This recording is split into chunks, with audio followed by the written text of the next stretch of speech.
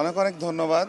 আলহামদুলিল্লাহ, দীর্ঘ সময়ের পর দেশ একটি অবাধ সুষ্ঠু নিরপেক্ষ নির্বাচনের সুযোগ পাচ্ছে, যেখানে তারা তাদের পছন্দের মতো ব্যক্তিকে ভোট দিয়ে এলাকার মানুষের জন্য, দেশের মানুষের জন্য একটি দায়বদ্ধতার সরকার নির্বাচিত করবে, যেখানে সরকার স্বচ্ছতা প্রতিষ্ঠা করবে, দুর্নীতিমুক্ত বাংলাদেশ গড়ে তুলবে।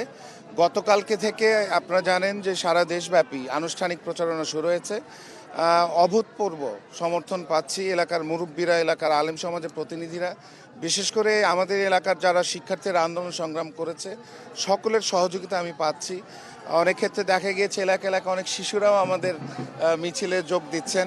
আমাদের বয়স্করা, আমাদের বয়োজ্যেষ্ঠরা আমাদেরকে আশীর্বাদ করেছেন এবং এলাকায় একটি অভূতপূর্ব সাড়া পড়েছে, যেখানে আজকে বোঝা যাচ্ছে যে মানুষ অধীর আগ্রহে তাদের ভোটাধিকার প্রয়োগ করবে এবং এই প্রয়োগের মাধ্যমে বাংলাদেশে আবার গণতন্ত্র পুনঃপ্রতিষ্ঠা হবে। দেখেন, 1991 সনে ফিরে যেতে হয় আপনার প্রশ্নের কারণে। একেবারে গ্রাম অঞ্চল ছিল, প্রত্যন্ত গ্রাম অঞ্চল যেটা বোঝায় সেভাবেই ছিল। দেশনেত্রী বেগম খালেদা জিয়া যখন প্রথম নারী প্রধানমন্ত্রী নির্বাচিত হন, আমার বাবা এলাকা থেকে তখন সংসদ সদস্য নির্বাচিত হয়েছিলেন, জনাব সালাউদ্দিন আহমেদ। এই এলাকাকে গ্রাম থেকে শহরে রূপান্তরিত করার সূচনা বেগম খালেদা জিয়ার হাত ধরে জনাব সালাউদ্দিন আহমেদ করেছে। এবং আপনারা যদি মুরব্বীদের কাছে যান, এলাকার অগণিত রাস্তাঘাট, যত রাস্তাঘাট দেখবেন সবগুলি বিএনপির আমলে করা। এবং এই এলাকায় শিক্ষা বিপ্লব ঘটিয়েছিলেন জনাব সালাউদ্দিন আহমেদ, দেশনেত্রী বেগম খালেদা জিয়ার আশীর্বাদ নিয়ে। এলাকায় কোনো শিক্ষা প্রতিষ্ঠান ছিল না সেই সময়ে। এবং এখন আমাদের এলাকায় যে বিগত বছরগুলিতে কোনো নাগরিক সুবিধা এলাকার মানুষ পায়নি, যদিও আমরা সিটি কর্পোরেশনের অন্তর্গত, আগে ইউনিয়ন পরিষদ ছিল, কিন্তু ন্যূনতম সিটি কর্পোরেশনের যে সুবিধা মানুষ ভোগ করার কথা সেটি তারা নিশ্চিত করেনি।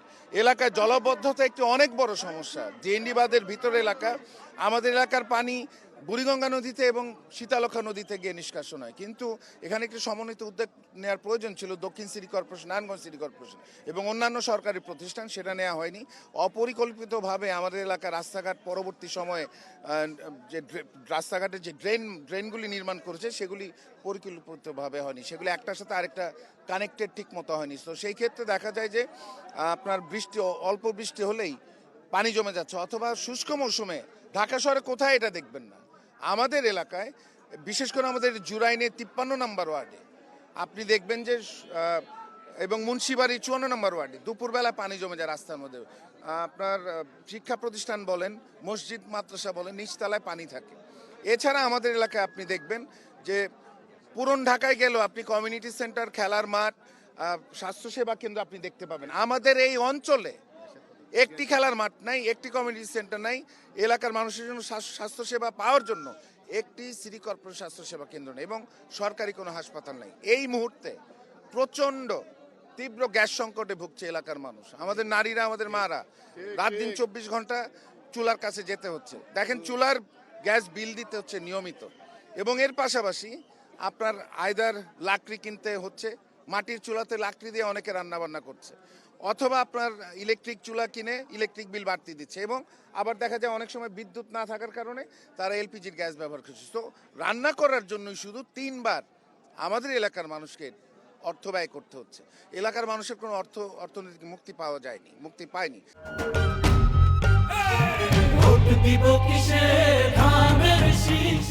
এছাড়া আমাদের এলাকায় কোনো প্রশিক্ষণ কেন্দ্র নেই।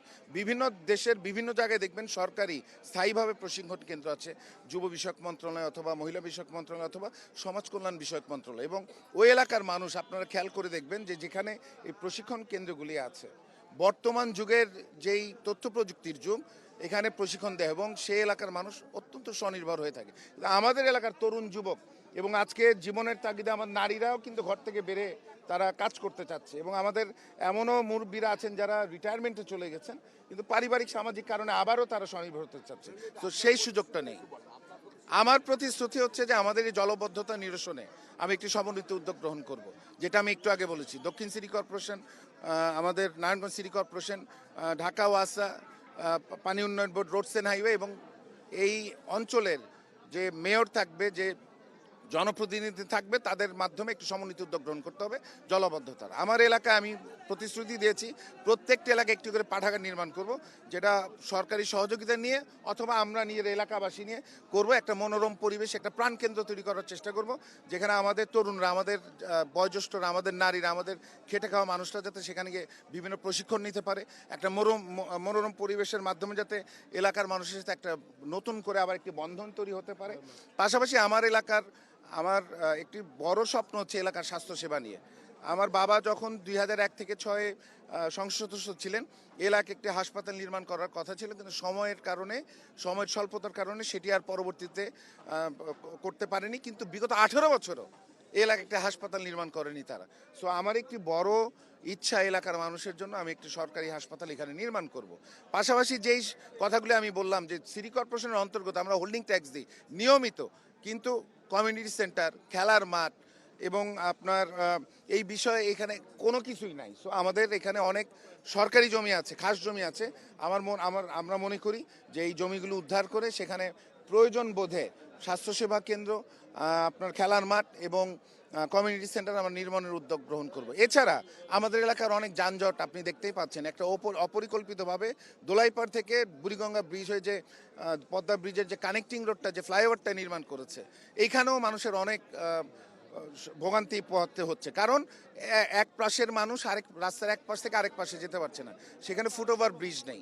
আমাদের এলাকায় অনেকগুলি। এছাড়া আপনি যদি দেখেন দয়াগঞ্জ থেকে যে রেল লাইনটা জুরাইনে আসছে, সেখানেও আপনার ফুটওভার ব্রিজ নির্মাণ করার প্রয়োজন। এছাড়া আরও অন্যান্য অনেক সমস্যা আছে যেগুলো আমাদেরকে অ্যাড্রেস করতে হবে, এবং আমি দিন রাত পরিশ্রম করব।